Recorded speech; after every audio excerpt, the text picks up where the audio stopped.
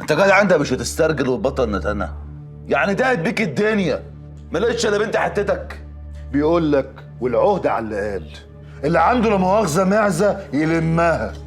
وانا راجل شهم وبالع قرص الاصول، وبنت حتتك اللي جاي تدافع عنها هي اللي استنجدت بيا ووقعت في عرضي وقالت لي انجدني، انا هربانه من ابويا، مش هينفع ابات في الشارع، دخلتها عندي كفر. ايه لا الكلام اللي انت بتقوله ده؟ ما تتعدل في كلامك. ايه؟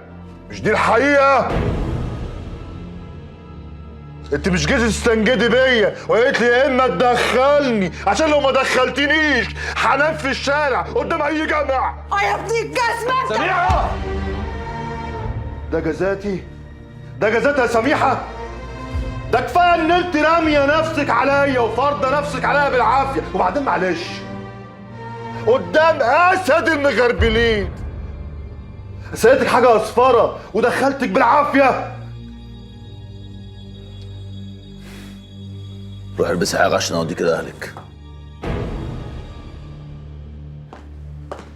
واقفل باب الشقه.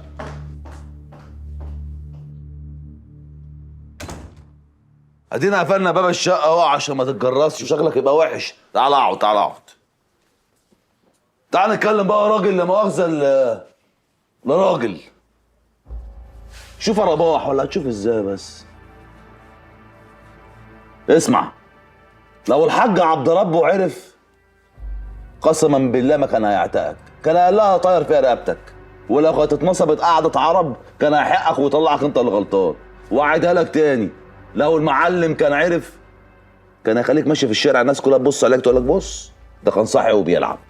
وانت بقى لا مؤاخذه عايز تاخد اللقطه وتبان قدام الحاج عبد ربه ان انت الذكر وترجع له بنته اللي هو بيدور عليها، صح؟ ده اللي في خيالك انت.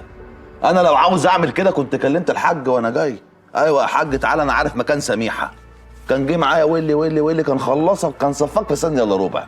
ما كانش خلى فيك حاجه وما كانش هياخد فيك يوم سجن. راجل بيدافع عن عرضه وشرفه وبنته، محدش هيقول له انت بتعمل ايه. لكن انا راجل ما احبش افضح، استر بس. انت بقى عينك فارغه، باصص دايما للي مش معاك، مع انك يا جدع بعين واحده. اما لو بعينيك الاتنين كنت هتعمل فينا ايه؟ زي حوار حنان كده. اوعى تكون فاكر يا رباح ان انا بنسى. انا ما بنساش حاجه.